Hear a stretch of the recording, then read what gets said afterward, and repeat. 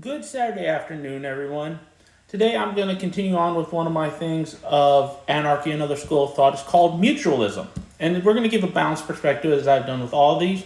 And then I'm going to talk at the end a little bit about what I believe.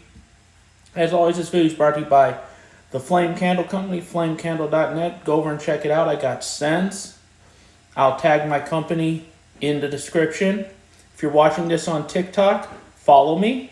If you're watching this on YouTube, please subscribe to the channel. The link to my website will be in the description on YouTube. Without further ado, let's go. Now picture this, a bustling farmer's market, people exchanging goods with smiles. Now you've got that picture, right? Imagine a society where people trade freely, cooperate voluntarily, and manage resources collectively.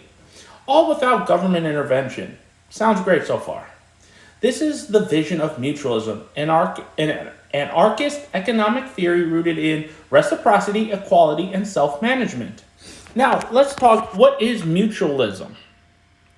Mutualism, at the end of the day, was developed by French philosopher Pierre-Joseph Proudhon in the 19th century. He's basically the founder of anarcho anything.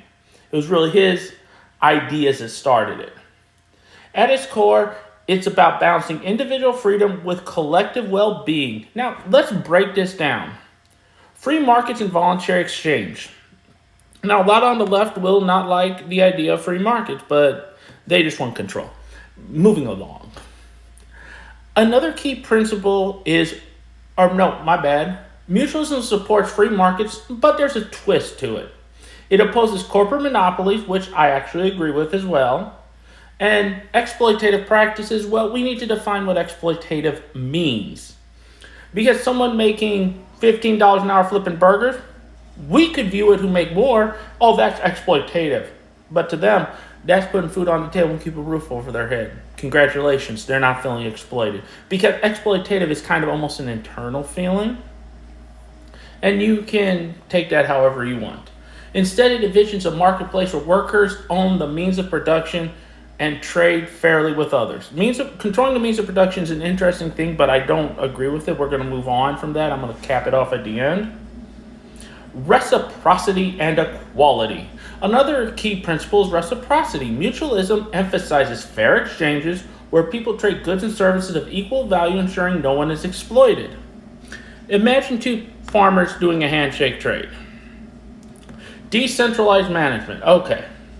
And finally, mutualism calls for decentralized decision-making. Instead of relying on centralized governments or corporations, resources are managed collectively by those directly involved. We have an issue here where, 51% say we need to do this because it benefits us more than the other person, and that is inherently a problem in mutualism. It says people will not be self-interested. Most people are. If they say they're not, they're liars. Now let's look at some of the pros of mutualism. So mutualism empowers local communities by giving workers and residents control over resources. It fosters autonomy and self-reliance. I'm not really seeing that so much.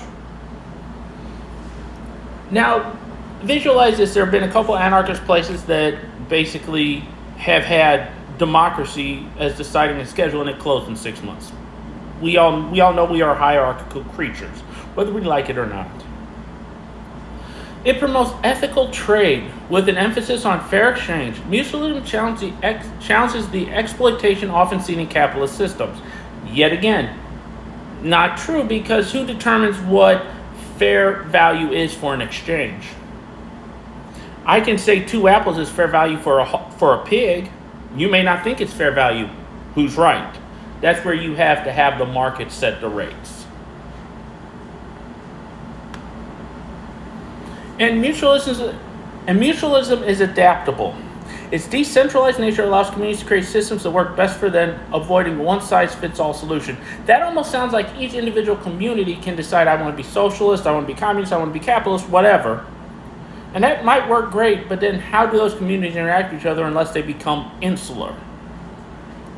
Now let's look at some of the cons of mutualism. Implementing mutualism on a large scale can be difficult. Transitioning from current economic systems requires significant effort and coordination. Who's going to do the coordination? You have to have a centralized government do it or a centralized authority do it. But that's something they don't want to talk about.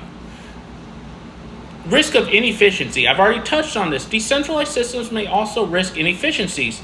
Without central oversight, it's possible for disputes and resource mismanagement to arise. Even when the government does it, there's resource mismanagement and disputes arise. Look at the socialized health system in most of Europe. Limited compatibility. Let's see what this one says. And while mutualism works well in small communities, as most of this stuff does work well in small communities, its compatibility with globalized economics is impossible because every country, every group of people is going to look out for their best interests, and they're going to figure out how to game the system on us. And we're going to figure out how to game the system on them because that's how the human being is working. We figure out how to game the system to get our advantages we need. Now, here's some closing thoughts that I have on this. Mutualism offers a compelling vision of a fairer, more cooperative society. By blending individual freedom with collective responsibility, it challenges us to rethink how we manage resources and interact with one another.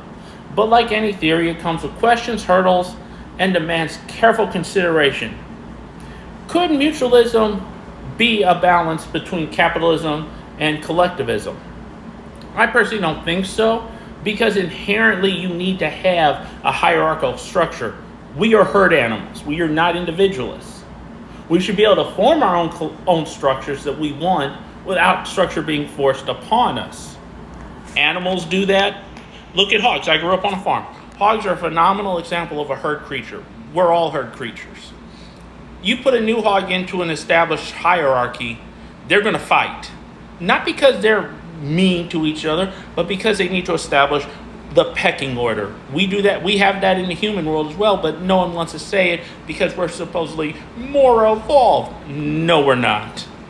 You remove the trappings of technology, and we'll form hierarchical structures regardless. But continue the conversation in the comments below. And like I said, this video is brought to you by the Flame Candle Company. That is flamecandle.net. If you're watching this on TikTok, please follow me. Comment. I will respond to all comments when I get to, because I'm working right now.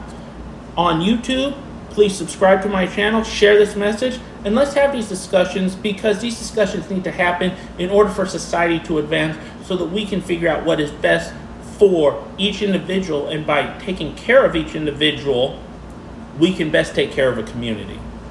Have a great day.